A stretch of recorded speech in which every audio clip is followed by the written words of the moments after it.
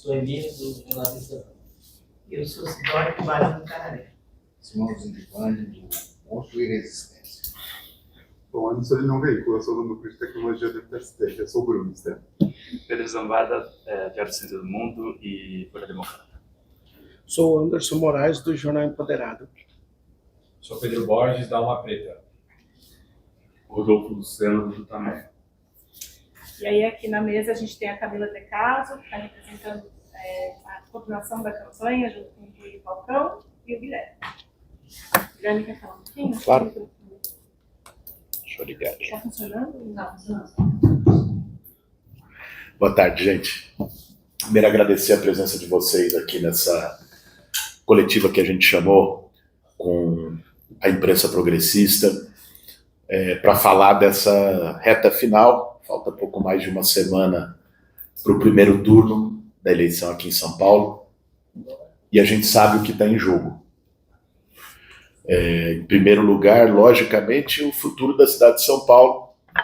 Uma eleição que a gente se preparou para discutir a cidade, juntou um time muito diverso, qualificado, de programa de governo, estudou cada área da cidade, cada contrato da cidade, todos os pontos que podia melhorar, elaborou um programa com começo, meio e fim, com propostas bastante ousadas, né, a começar erradicação do analfabetismo em São Paulo com o Mutirão Paulo Freire, trabalhar para que todas as EMEIs e EMEFs, que é a parte que a prefeitura cuida da educação, tenha educação integral, integrando com esporte e cultura no contraturno, a proposta de zerar a fila da saúde com mais médicos especialistas e o poupa-tempo da saúde, que é um carro-chefe da nossa campanha, dada a gravidade do problema da saúde na cidade de São Paulo, o atendimento de uma demanda histórica do movimento de cultura e da cultura periférica,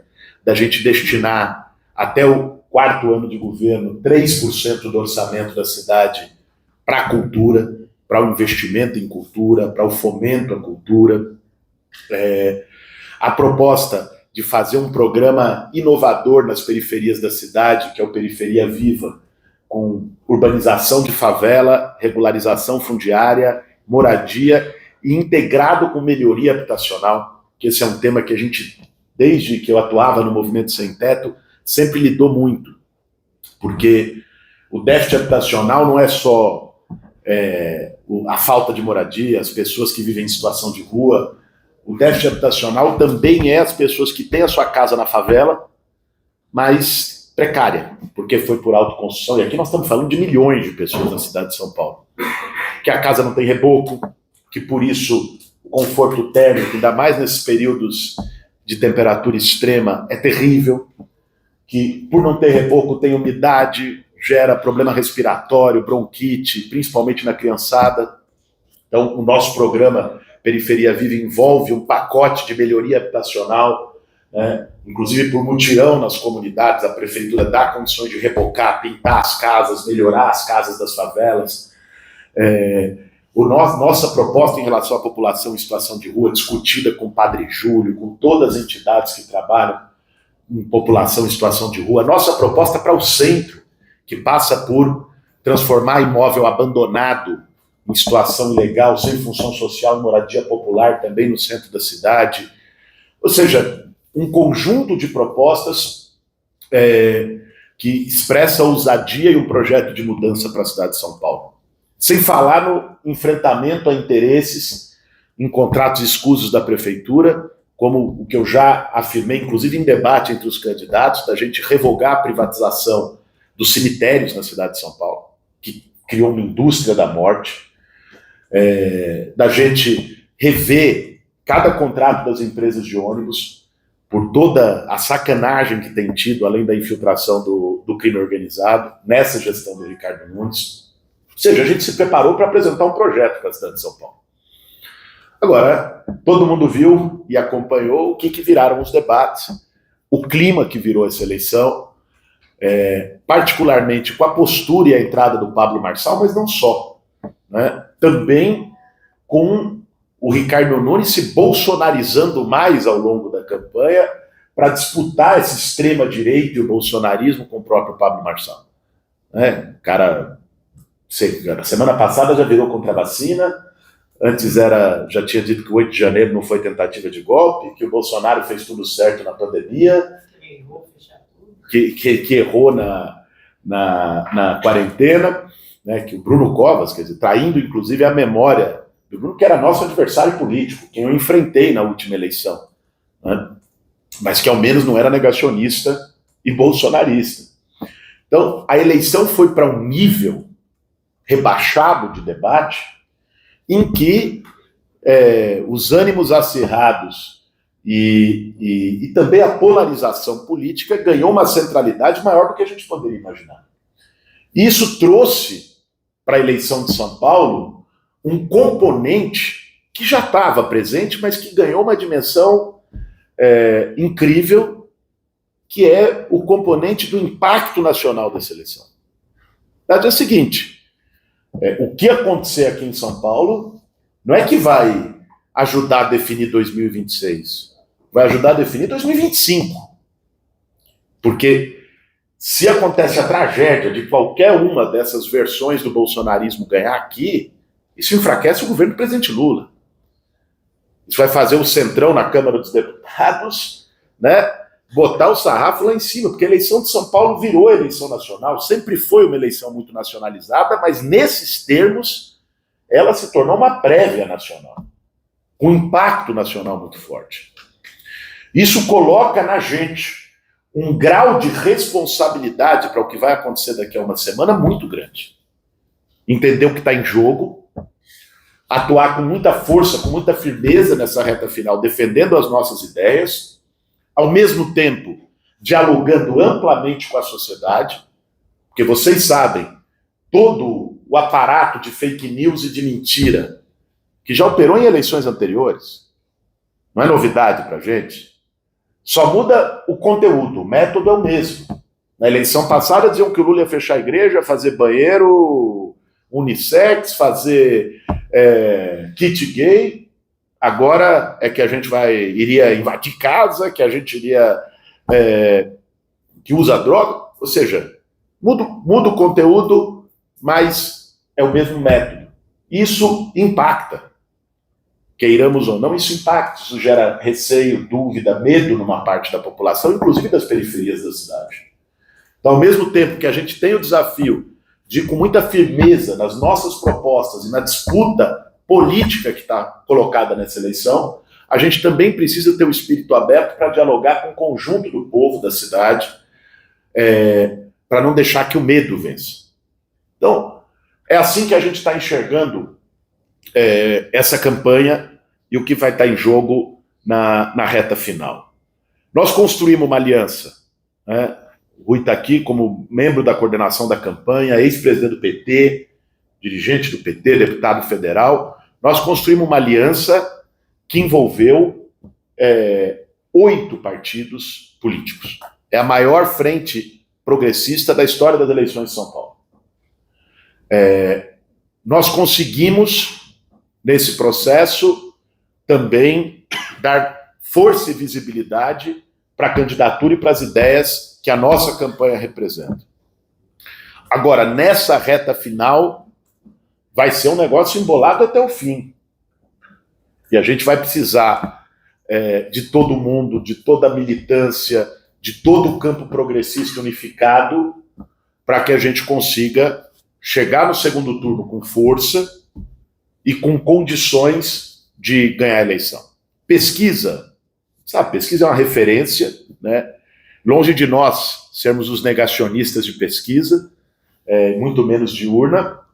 Agora, vocês veem que elas têm apontado caminhos bastante diferentes, a depender do instituto, a depender da pesquisa, né?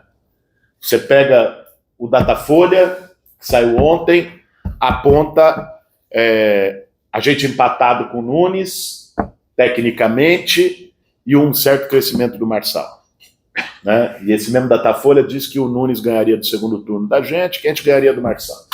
Você pega o Atlas, que aliás foi o instituto que mais acertou nas últimas eleições, Nós estamos 8 pontos na frente dos dois, com os dois empatados e a gente ganhando dos dois no segundo turno. Não é? Você tem um cenário que traz indefinições.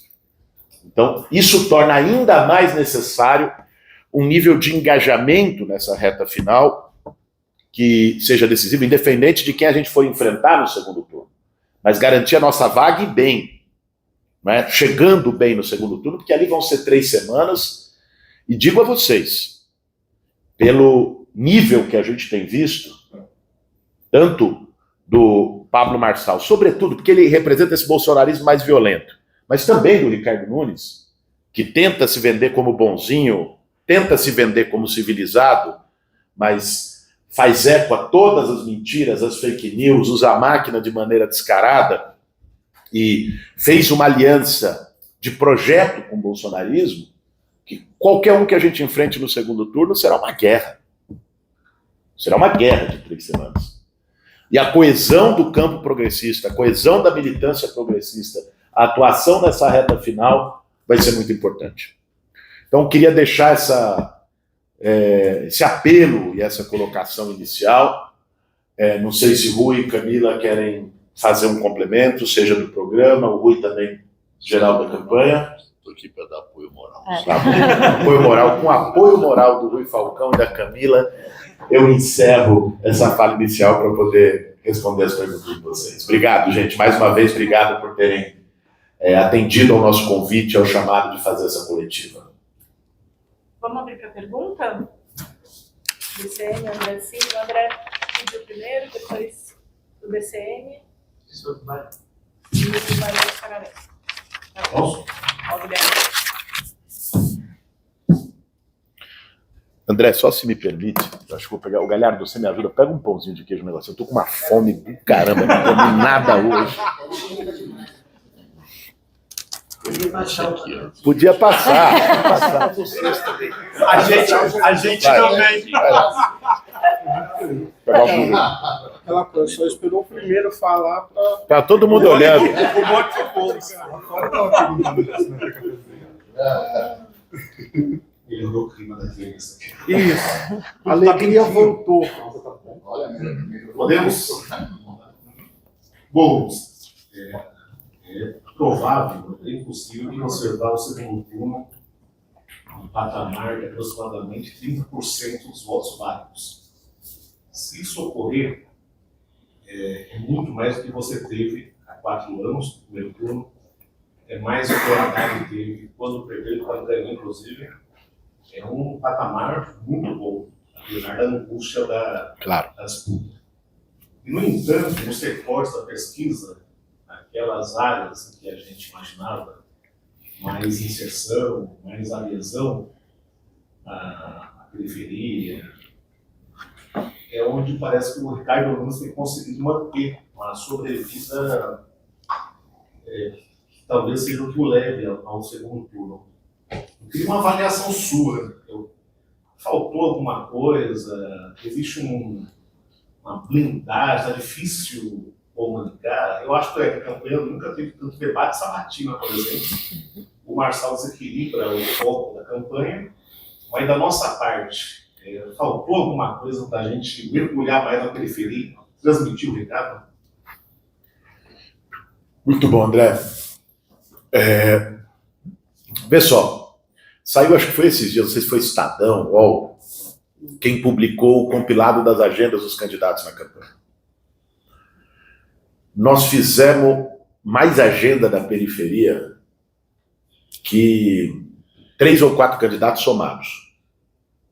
Zona Sul, Zona Leste e Noroeste. Tive praticamente nessa campanha todos os dias na periferia de São Paulo. Nós fizemos olho no olho, nós fizemos corpo a corpo, temos os nossos candidatos a vereadores também atuando com força lá. O que eu acho que até aqui foi um fator que dificultou a gente poder ter um crescimento maior do que a gente já teve na periferia. É importante dizer que desde o início da campanha até agora, a nossa campanha cresceu entre pessoas que ganham menos de 2 salários mínimos, que é uma parte importante do público periférico de São Paulo. Ali, o que aconteceu foi que a gente está enfrentando uma máquina como poucas vezes vista. Vou te dizer por quê. São Paulo está com o maior orçamento da história da cidade. E isso fez com que no último ano, por um conjunto de obrinhas, muitas delas suspeitas, questionadas e não sei o quê, né? Nós já chegamos a dizer isso, né? Tivesse ali uma ligação do atual prefeito. Segundo, o cara fez, também por esse uso da máquina, a maior coligação de partidos de direita e centro-direita que nós já vimos, é o recorde de tempo de TV. Né? E a TV ainda impacta muito para o público periférico. Terceiro, porque a chapa de vereadores deles, exatamente por ter um número maior de partidos, é quase 3 vezes o número de candidatos que a nossa. Então, o que a gente enfrentou na periferia foi Davi contra Golias nesse período. Virando a página do 6 de outubro, vamos supor que a gente vá para o segundo turno com o Ricardo Nunes. Vamos supor que seja esse o cenário. Tempo de TV. Fica igual. Hoje ele tem 65 inserções por dia, nós temos 20. Vai igualar. Candidatos a vereadores, já vai ter acabado a eleição de vereador. Isso passa a ter um peso muito menor, porque essa eleição e a mobilização das equipes de vereadores terminam no primeiro turno. Então, eu acredito, e o debate, lógico, quando tiver os debates na televisão, é tete a tete, é 2. Né? É mais difícil fugir, como ele tentou fugir das questões que a gente colocou nos debates ao longo do primeiro turno. Então, eu acho que se cria uma situação muito mais favorável para a gente conseguir fazer em condições iguais, porque até agora faltou uma desproporção, uma disparidade de armas absoluta. Para a gente conseguir fazer em condições iguais a disputa do voto mais popular na cidade de São Paulo. Né? Então, isso eu acho que vai fazer uma diferença. Agora, eu queria registrar uma coisa, André. Isso as pesquisas têm mostrado, os trackings da nossa campanha também. A gente tem crescido no voto popular continuamente. E mais, olhe e compare com outras eleições. Na eleição de 2020, que eu fui para o segundo turno com o Bruno, no Datafolha eu apareci um dia antes da eleição, se eu não me engano, com 17. Na urna eu tive praticamente 21. Pega a eleição do Haddad em 2012, quando ganhou a eleição, a diferença entre pesquisa e urna deu mais de 5 pontos. O que eu estou querendo dizer com isso? O voto de esquerda é muitas vezes um voto de chegada. É na última semana que a coisa se fortalece. Sempre se disse até o PT é um partido de chegada. Tinha a ver com isso. Muita gente, sobretudo nas periferias, decide voto na última semana. Então, ali, a gente fazendo a força-tarefa que nós vamos fazer na próxima semana. Assim, amanhã nós temos carreata no Grajaú. Domingo nós temos carreata na Brasilândia. Semana que vem é praticamente todos os dias. Por que carreata? Porque a carreata você chega em mais gente. Se eu faço uma caminhada, você pode fazer 2 horas de caminhada. Você vai conseguir andar um trecho de um bairro. 2 horas de carreata, você anda 3, 4 bairros. Né? Então a carreata vai dar uma visibilidade maior. Então nós vamos investir muito em carreatas, eu e a Marta, nessa reta final. Vamos fazer a caminhada da vitória, da arrancada, com o presidente Lula. Lógico, depende sempre dos ajustes de agenda dele, que nós estamos falando da agenda do presidente da República. Né? Por exemplo, teria amanhã evento com ele no Grajaú, em São Mateus. Ele está voltando agora da ONU e vai ter que viajar na sequência para o México. Então, E aí, lógico, uma parte da imprensa tem que explorar, dizer que é crise, que não sei o que. Olha a situação. Nós estamos falando do senhor de 78 anos de idade, presidente da República, que tem uma agenda internacional e que precisa ter o tempo dele. Mas a perspectiva é que a gente possa recebê-lo no dia 5, numa grande caminhada na Avenida Paulista, na arrancada, mas todos os dias da semana que vem a gente vai fazer carreata, e eu acredito muito que ainda no primeiro turno, mesmo com essa disparidade de armas, a gente tem esse voto de chegada que historicamente existe na periferia de São Paulo. A pesquisa que dizia também, para remeter à eleição passada, na véspera do segundo turno entre eu e o Bruno, dizia que meu eleitorado era sobretudo mais de 10 salários mínimos. Quando abriu a urna do segundo turno, eu ganhei em 7 ou 8 distritos, todos da periferia. Ganhei no Campo Limpo, no Grajaú, em Parelheiros, no Capão, na Mboi-Mirim, Cidade Tiradentes, no Iguatemi, em São Mateus. Então, eu acredito que esse voto de chegada vai acontecer, e o povo que historicamente vota na esquerda porque reconhece nas nossas propostas, na nossa postura e na nossa história o compromisso com o trabalhador, vai estar conosco de novo. Pedro, e depois eu vou aparecer mais. Pedro. Já foi. Agora chegou 2. Boulos, o Tramontina deu uma entrevista para o DCM recentemente. Tá desligado, Pedro.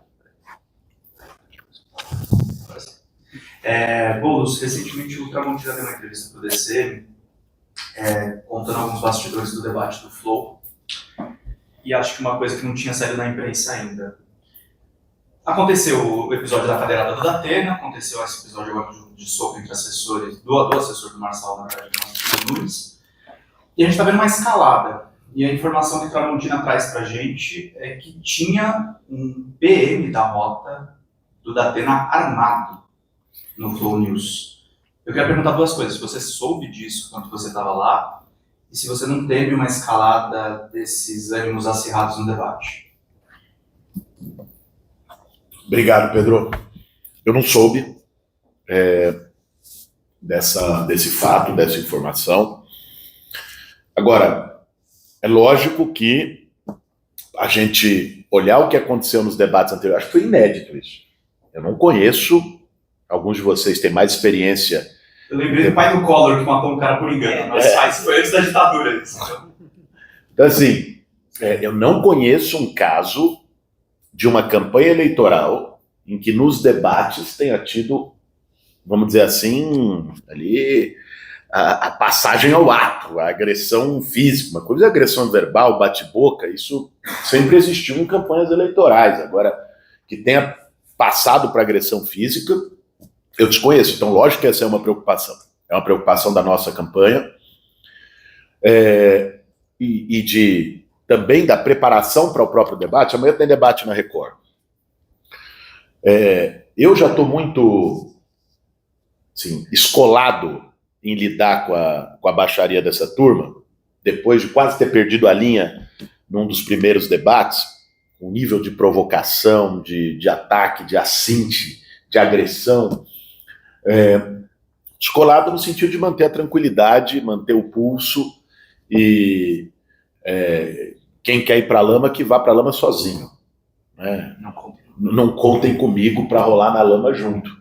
É assim que tem sido, inclusive, a nossa atitude em todos os debates anteriores, e vai continuar sendo nesses 3 finais. Nós temos Record amanhã, Folha segunda-feira e Globo na quinta-feira, já próximo da eleição. Agora, lógico, uma coisa que a gente procurou, até os próprios organizadores de debate, as emissoras, foi para garantir condições, regras do debate e também condições de segurança para poder desestimular quem trabalha com agressão. Agora, Pedro, tem uma coisa. Você pode criar a regra que for. Se a pessoa quer, vai ser muito difícil, mesmo que ela faça sozinha, como foi na passada, do Flow. Né? Mas vai ter. E apostam nisso. Aposta no algoritmo, na lacração, no clickbait. Essa. Pega o debate do Flow. Né? nós ali discutindo programa. E o debate foi moldado de um jeito para não ter confronto direto, para discutir programa. O debate que eu tive mais oportunidade de falar das nossas propostas. Falamos de várias, desempenho legal, né? O Marçal percebeu que ele no debate tinha sido... Passou em branco, porque quando fala de discutir de proposta, o Marçal aí não é muito a praia dele, né? E aí, o que ele causou no fim do debate? Causou. Então, criou esse fato. Então, não tem como a gente criar uma vacina que evite 100%. Mas temos trabalhado com as emissoras e com os organizadores de debate para minimizar os riscos. Aparecido, depois o Pedro. Vamos.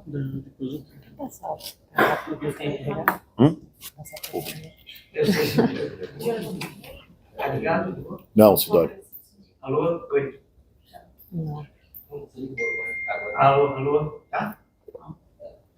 Tá acesa a luz aí? Tá certo, mas tá sem som. Então deu problema no som. Passa pro Sidório isso aí, Diego, por favor.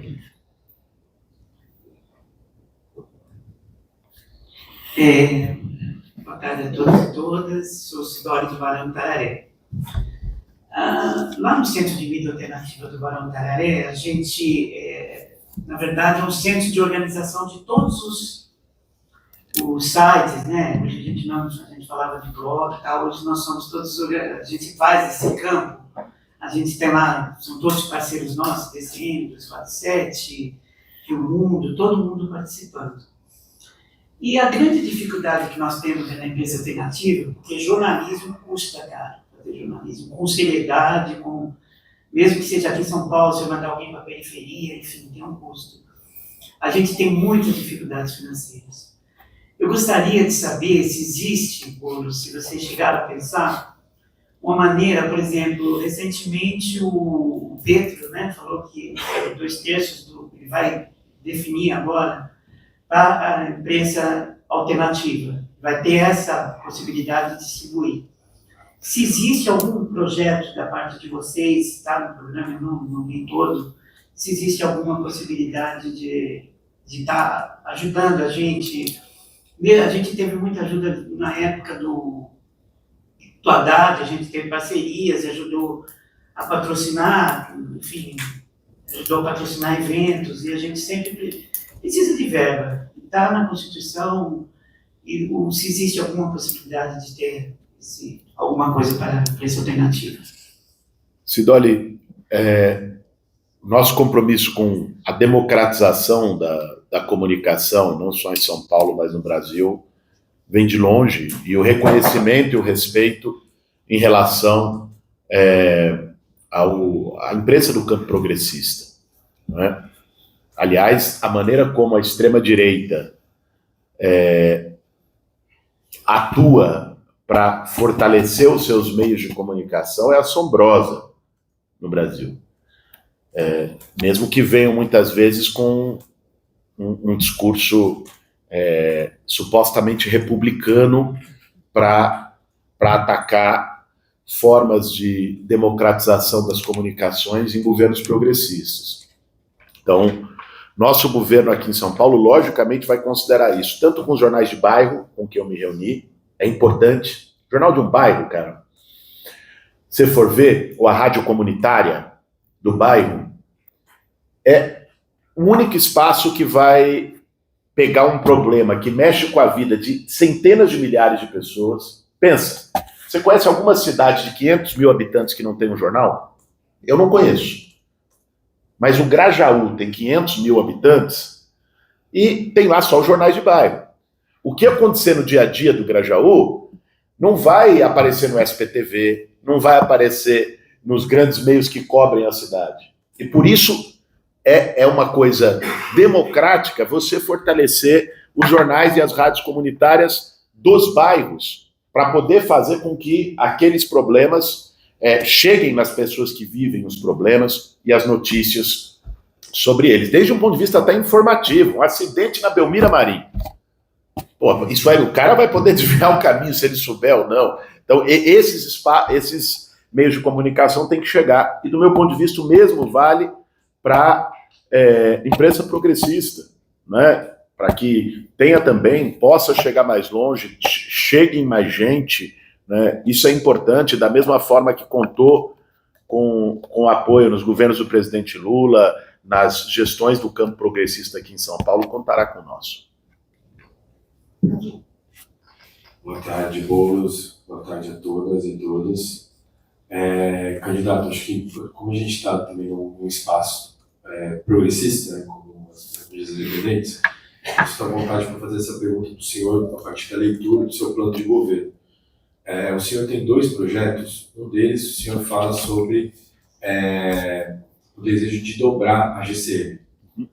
Um outro projeto, o senhor, e aí vai falar inclusive também de um policiamento por proximidade, vai falar inclusive das escolas, né? Ao mesmo tempo o senhor fala de um plano de enfrentamento da violência institucional contra jovens negros. Na participação da moção do seu plano de governo, candidato, o Alexandre Gasparini, que chefiou a rota, participou, foi um dos convidados para participar do seu plano de governo.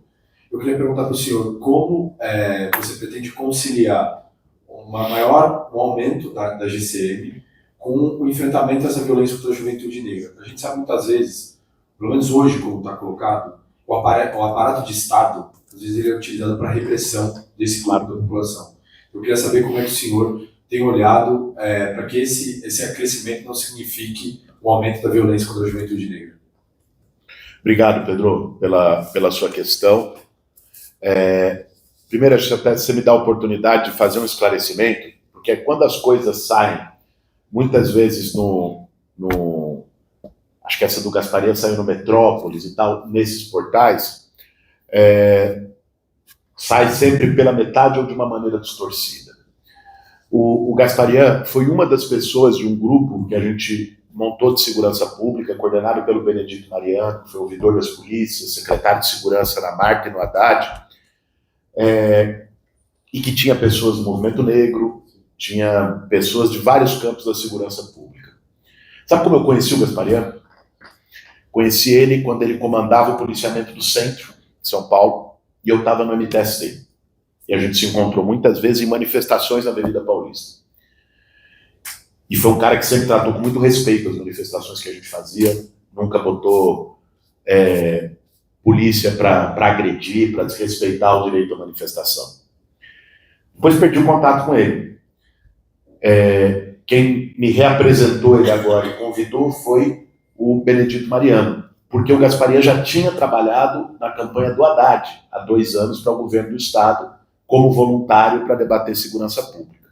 Nesse almoço que eu tive com o Gasparini e o Benedito Mariano, o Gasparini me disse com todas as palavras: Boulos, eu quero ajudar no seu programa de governo, porque eu acredito numa segurança pública cidadã com respeito aos direitos humanos. Esses foram os termos da entrada e da participação dele no grupo. Ele ficou poucos meses na rota, inclusive porque, quando chefiou a rota, ele trabalhou pela punição dos policiais da rota que estavam envolvidos na chacina de Carapicuíba e Osasco. Não sei se você lembra, já faz uns 10 anos.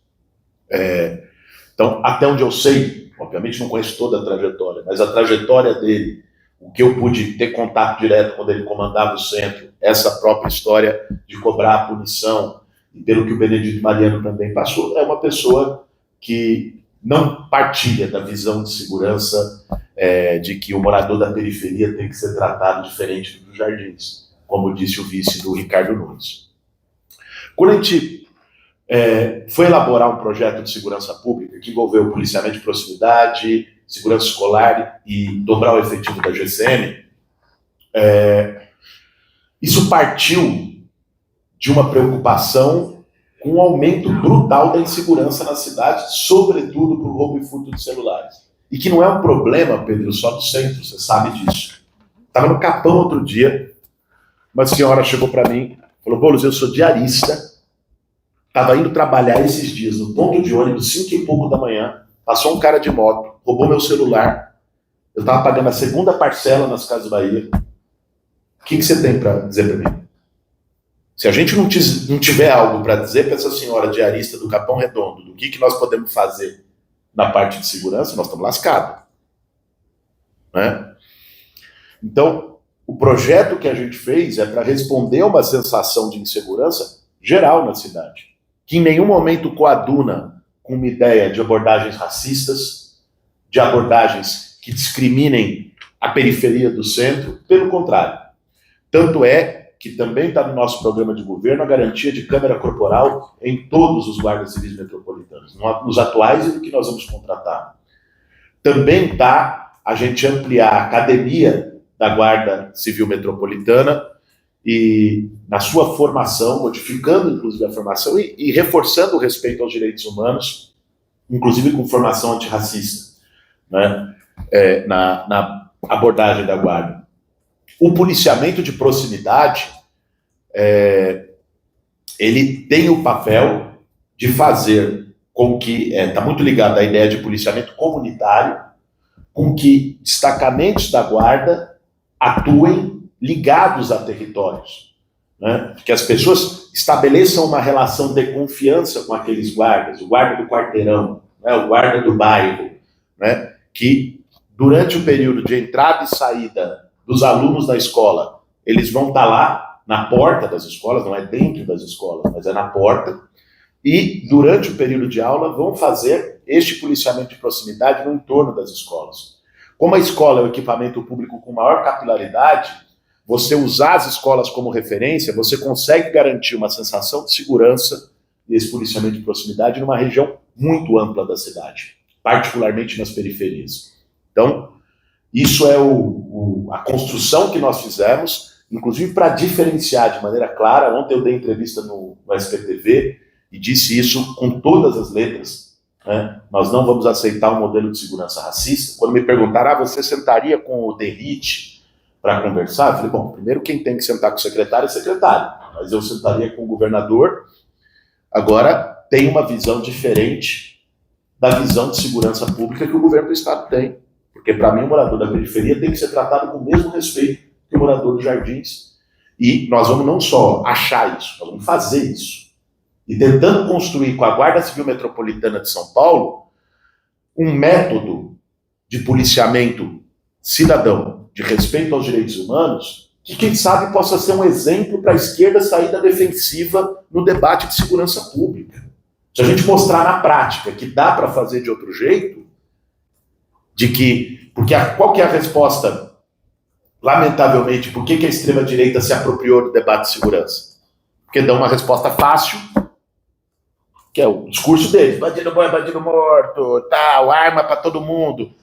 E para essa senhora que teve o celular roubado 5 horas da manhã no Capão Redondo, esse é o único discurso que chega. E se a gente não constrói um discurso que pare em pé, eficiente, que resolva o problema dela e que ao mesmo tempo não seja racista, violento, olho por olho, dente por dente, a gente fica muito na defensiva, como ficamos nos últimos anos. Eu acho que a gente tem a oportunidade, com esse projeto de segurança aqui em São Paulo, de fazer diferente.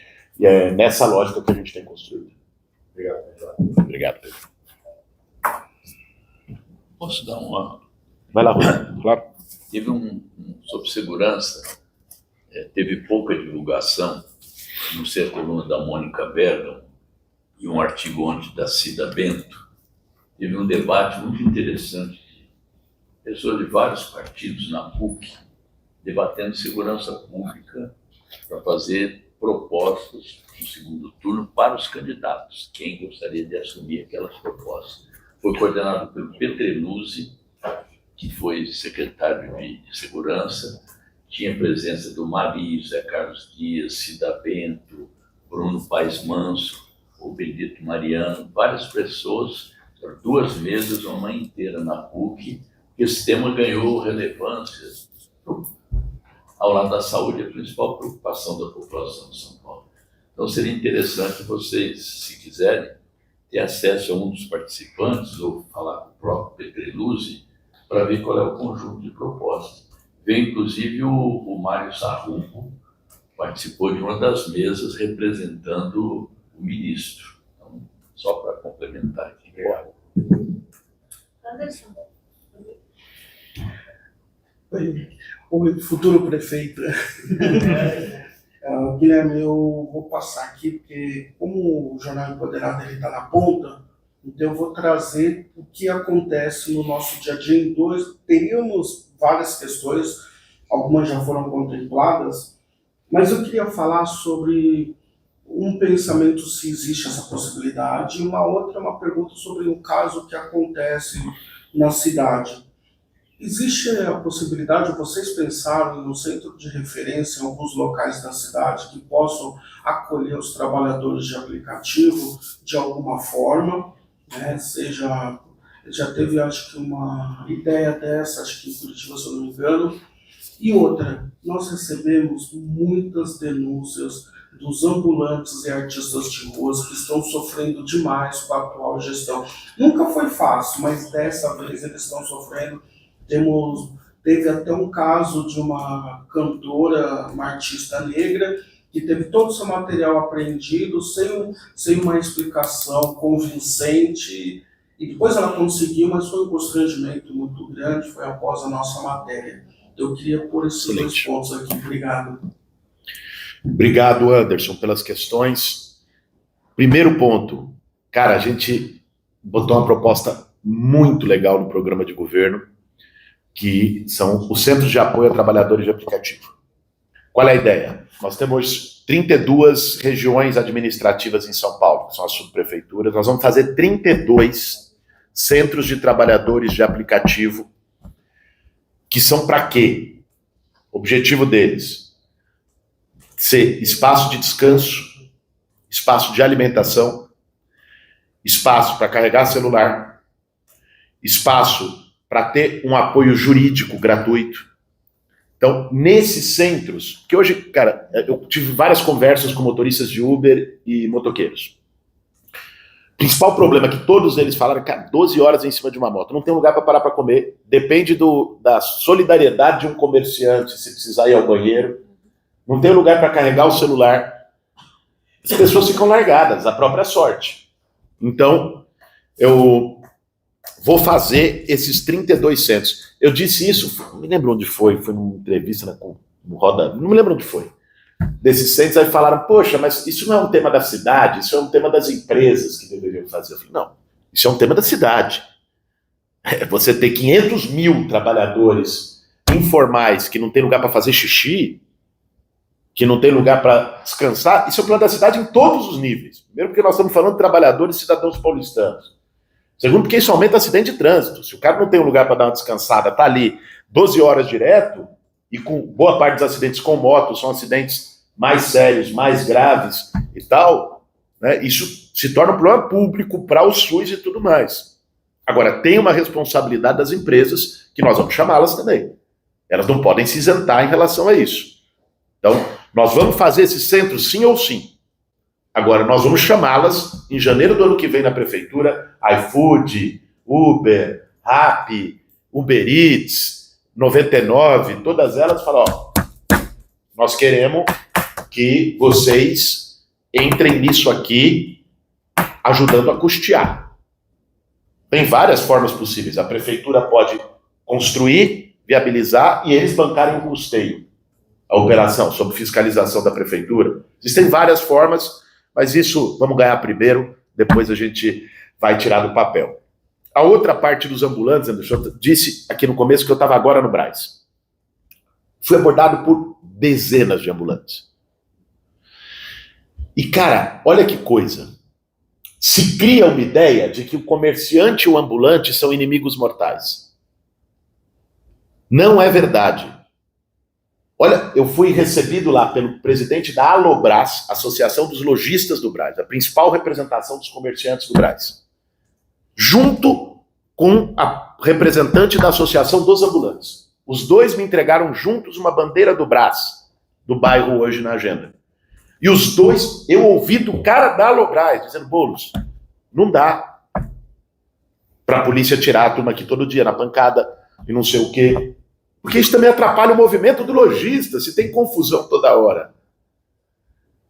Do jeito que tá, não dá para ficar. Do jeito que tá ruim para todo mundo. Tá ruim para o lojista, porque a concorrência é desleal. Tá ruim para o pedestre, porque como não tem organização, ele não consegue andar na calçada. Tá ruim para o ambulante, porque ele tem duas opções. ou pagar propina para o fiscal da prefeitura do Ricardo Nunes para não ter o rapa, ou então ter que correr para não perder a mercadoria e poder levar o pão para casa. Isso é o que eu vi em todas as regiões da cidade. O que eu vou fazer, Anderson? Eu me comprometi com eles. Hoje me comprometi na entrevista que dei também para os órgãos de imprensa que estavam lá. Vou fazer o seguinte: criar em janeiro do ano que vem uma comissão paritária que eu vou botar na mesa representantes de associação comercial, representantes dos ambulantes das principais regiões. Brás, Santa Ifigênia, Largo 13, de todas as regiões onde você tem um comércio informal 25 forte. E a gente construir soluções, que é uma regularização, organização. O ambulante, ele topa pagar uma taxa, se isso garantir para ele o trabalho com dignidade, não for uma taxa escorchante, ele topa pagar uma taxa para estar regularizado, para estar num lugar que deixe uma parte expressiva da calçada livre para os pedestres, né? E consiga desenvolver o trabalho de todo mundo. Então, esse vai ser o nosso caminho como prefeito de São Paulo, Anderson. E termino, não posso deixar de dizer, olhando aí o seu cordão, em que fase que está o Corinthians agora, que é um negócio extraordinário. Gente, né, da água para o vinho. Não, o Yuri Alberto virou craque. Está virando um negócio extraordinário. Nós ganhamos de 5-0 do Fortaleza, somando os dois. Fortaleza é o terceiro colocado do Campeonato Brasileiro. Né? É o 5-0. 2-0 lá, 3-0 aqui. Foram 2 jogos, porra. Gente, o que é isso? Se jogar em 5-0 dá 50, hein? Então, não se esqueça disso. Se jogar o que jogou contra o Fortaleza, sim, rebaixamento vai passar longe, está resolvido. Mas chance real de ganhar a Copa do Brasil e ganhar a Sul-Americana. Terminar o ano com 2 títulos, depois de ter passado o que passou. Então, que fase que está o nosso Corinthians? 5-0 é 50. 5 mais 0. Quem fez os 50 foi o Rafael Veiga, né? Vocês viram? 5-0. Já quer dividir aqui. Olha, a gente vai fazer mais 2 perguntas no máximo, tá? Então, ótimo. A gente dá um jeito. Vamos lá. Fazer as perguntas e depois responder. Tá bom. E eu vou ser mais rápido, eu entendi o recado também aqui, que eu gosto de falar. Bom, eu queria fazer 2 perguntas para você. Você colocou bem a questão da nacionalização da campanha. Você, com pouco tempo de televisão, começou a mostrar as parcerias com o governo Lula, especialmente na saúde. Queria saber se no segundo turno você pretende explorar mais isso. E que parcerias você acha importante fazer ou que vocês vão anunciar? E a segunda questão que eu queria te colocar, que eu acho que você vai para o segundo turno, não só eu acho, como o Tarcísio acha, como saiu na imprensa, é a questão da composição da Câmara Municipal. Não falando em nomes, mas se você vai conseguir ter a governabilidade. Porque isso é um ponto importante para a campanha de segundo turno, porque a direita sempre bate nisso contra nós. Certo? Então, eu acho que essa é uma pergunta importante a fazer. Obrigado. Não, já faz o Simão aí, depois já o Rodolfo. Então, tudo bom, Bolos? Bom, Simão. Eu tive anteontem eu fiz uma compilação assim, dos candidatos a vereador da coligação que reúne o PT, o PSOL, o PP, Rede, PMP. PDT, PMB, PCdoB, PCB, e é isso. Isso, PCdoB, claro. Mas eu senti falta de um partido que está fazendo falta mesmo, que é o do governador Geraldo Alckmin, né? Então, gostaria de saber como que estão as relações, né? Devem estar boas, claro, para se a gente não conseguiu fazer, vocês, né? Não conseguiu fazer essa aliança com o PSB, como que são as tratativas para o segundo turno? Obrigado.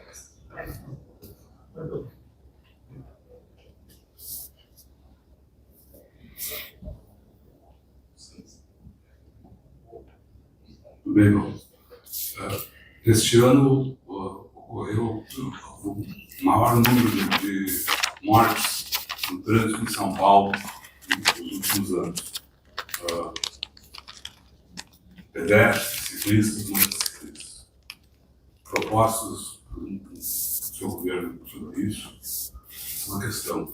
E a outra ainda sobre as privatizações, você falou em rever os contratos com as empresas, e rever ou revogar o cemitério a respeito dos parques.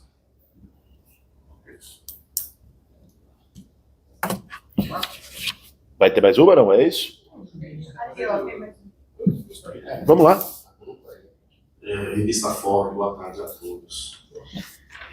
Minha pergunta é bem específica, na verdade, gostaria de dividir em duas. Primeiro, o senhor, candidato, o senhor falou um pouco dessa última semana como campanha, na cabeça do senhor como grupo, a equipe, melhor dizendo. E eu gostaria de levar essa pergunta que eu tenho a fazer do lado pessoal, como a cabeça de Guilherme Boulos entra nessa última semana. Eu queria entender sobre rotinas e, enfim, que o senhor pudesse dar detalhes aí do que se passa na sua cabeça, que não é a do Marçal. Graças a Deus. Uma segunda pergunta, ela é mais focada no adversário que eu acabo de citar. Entre o fim da campanha, do horário eleitoral e da campanha em si, que é marcada sempre ali pelo debate da Rede Globo, existe aí um hiato, né, em que não se pode fazer campanha. Eu gostaria de saber se o senhor tem isso em mente, é um ponto de atenção, se a sua campanha já observou, já conta com essa possibilidade do fator Marçal, a imprevisibilidade do candidato e da força que ele tem nas redes sociais. São duas perguntas bem pontuais aí e diretas. Obrigado pela oportunidade.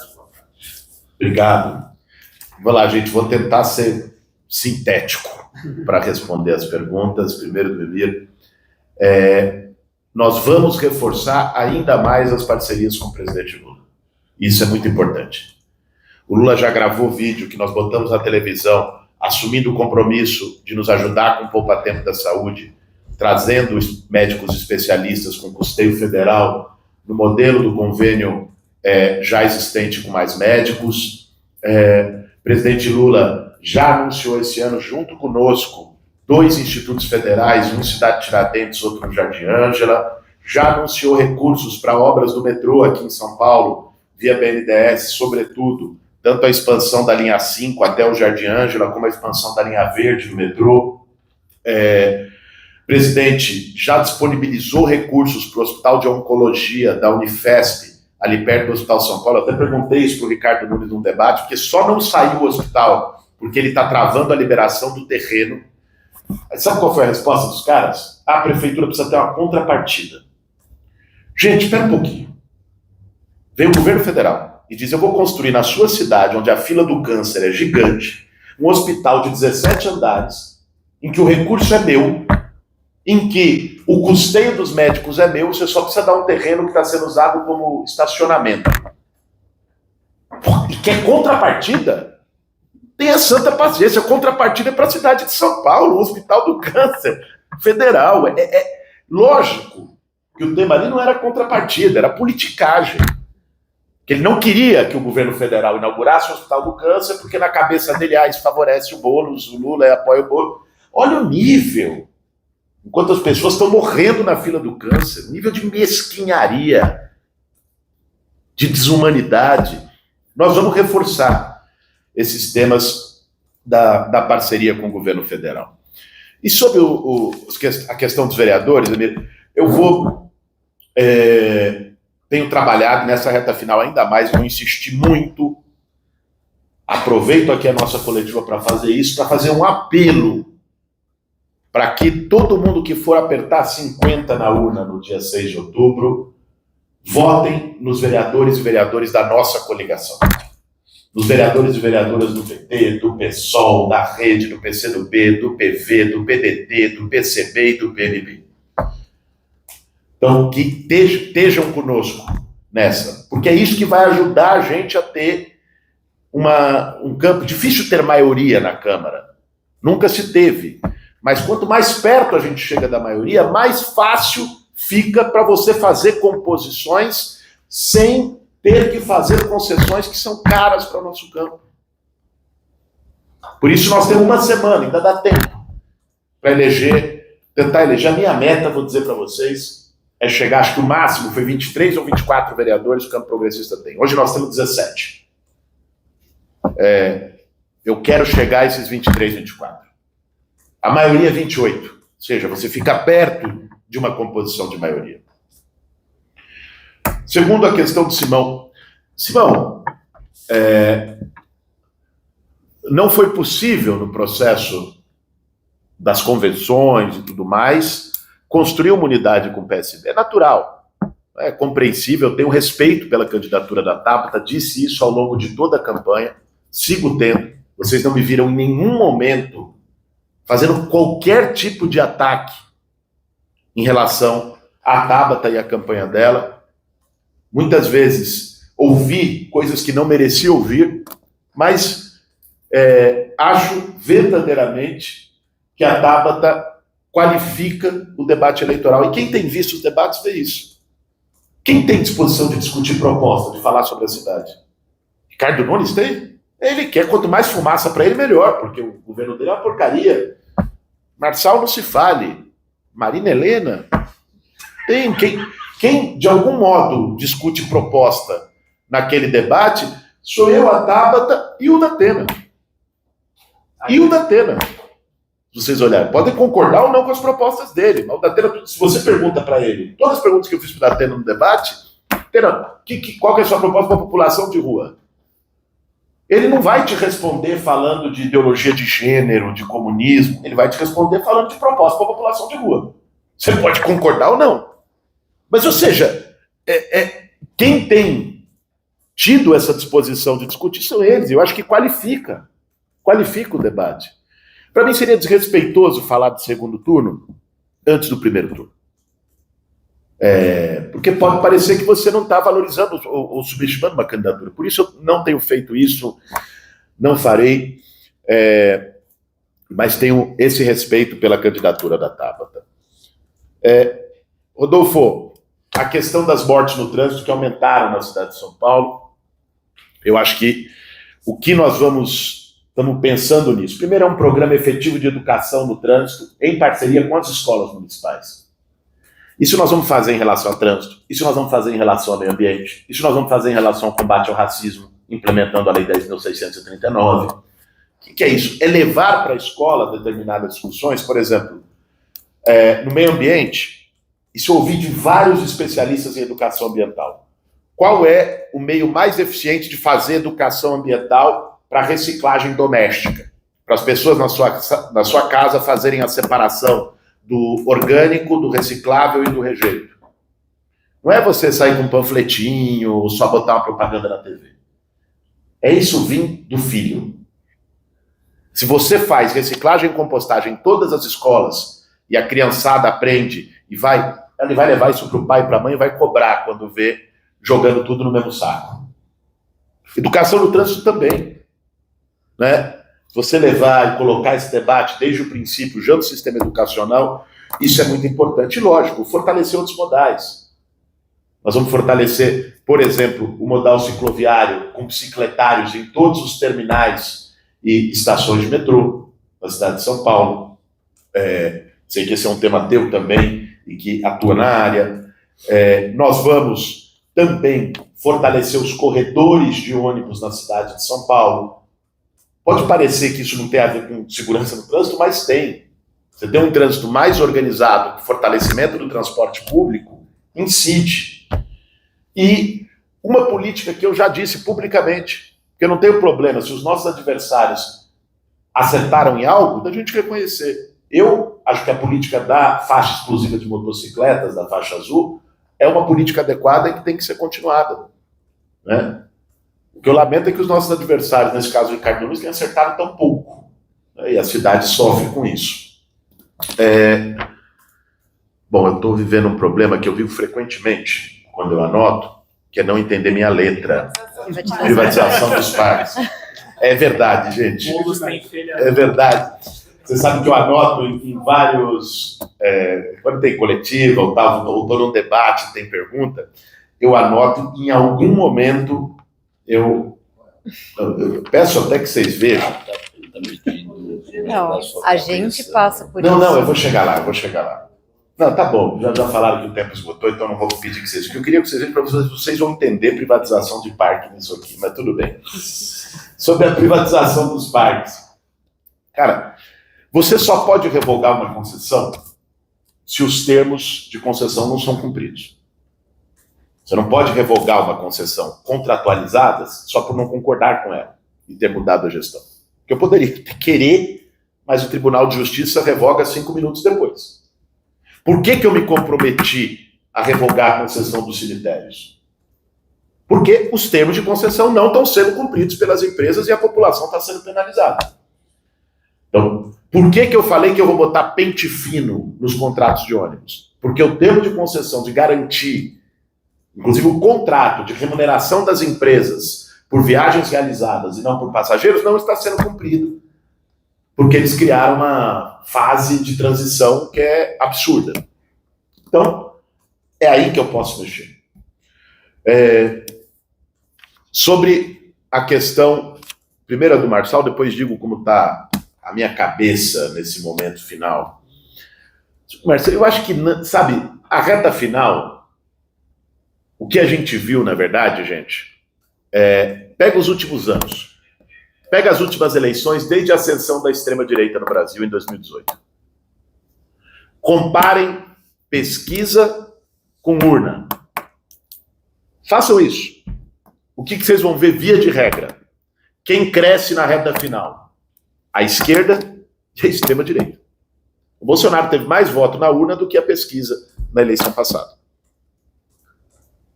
Quem cresce na reta final é a esquerda e a direita. Né?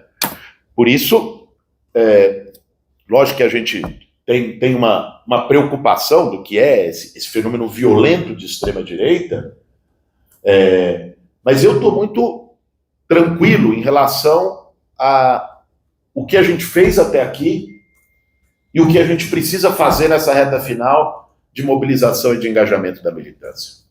E por estar tranquilo, minha cabeça também está muito tranquila.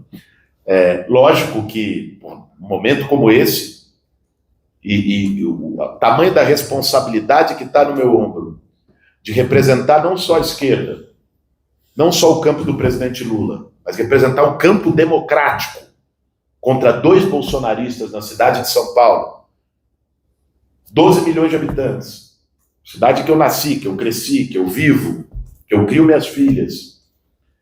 É lógico que a sensação de responsabilidade pesa. O nível de violência pessoal, o nível de acusações que eu recebi ao longo dessa campanha, mentirosas, que impactam na sua família. Lógico que isso tudo mexe com a gente. Só que eu tenho, primeiro, eu estou um time, uma equipe muito boa, não é porque eu estou na frente deles aqui, mas um time, uma equipe de coordenação de campanha muito parceira. Muita gente apostava, né, Rui? Porra, o Boulos candidato, o PT não vai ter candidato nessa campanha, vai ser uma briga. Vocês viram alguma briga na nossa campanha entre PT, PSOL, os partidos? Nada. Está pacífica demais. Está até pacífica demais, às vezes a gente até estranha. Porque nós montamos um time com muita sintonia. Isso dá tranquilidade, cara. A pior coisa é o candidato não sentir confiança de que as coisas da campanha estão acontecendo. Aí você não fica focado no que você tem que fazer. Então, como eu sinto muita confiança nesse time que está construindo a campanha, estou muito tranquilo. Uma coisa que eu tenho feito antes de todos os debates, né, e que tem me ajudado pra caramba, eu pego 10 minutos antes do debate, às vezes na própria emissora, na salinha ali no camarim que reservam pra gente, e ligo um samba e um pagode anos 90. E fico lá. Verdade, tô falando pra vocês, né? E fico lá, fico ouvindo com a turma, tal, não sei o quê, com quem tá lá comigo, relaxo, jogo o papel do debate pro outro lado, né? E fico... E aí, quando o Marçal tá falando groselha lá, eu fico pensando no Salgadinho cantando em Naraí, né? Quando o Ricardo Nunes está falando um monte de mentira lá, eu estou pensando no Xande de Pilares cantando Tá Escrito. E aí você chega mais tranquilo, você segura a onda, porque tem que manter sanidade mental num momento como esse. Aliás, eu brinquei com a turma esses dias. Nunca o meu mestrado em psiquiatria, a minha formação em psicologia clínica foram tão úteis, pragmaticamente para mim, como estão sendo nessa campanha. Porque a vida é dura. Mas, gente, agradecer a presença de vocês, a disposição de cobrir, agradecer a cobertura que vocês têm feito desse processo. Muitas vezes, digo a vocês, tem denúncias, coisas graves que estão acontecendo na Prefeitura de São Paulo e que, por razões, sabe lá quais, é muito difícil furar o bloqueio de grandes órgãos de imprensa. E quem tem colocado elas na rua, essas denúncias na rua, essas informações, aqui nós não estamos falando de coisas concretas, documentadas, jornalisticamente sustentadas, que param em pé e estão lá. Quem tem feito isso são vocês, né? É a imprensa progressista que em muitos momentos tem furado esse bloqueio e ajudado informações importantes a chegar ao povo de São Paulo. Então, quero dizer para vocês que contem sempre com portas abertas, com diálogo permanente e com o respeito desse candidato e, se Deus quiser, o próximo prefeito de São Paulo a partir de 1º de janeiro. Obrigado, gente. Boa tarde.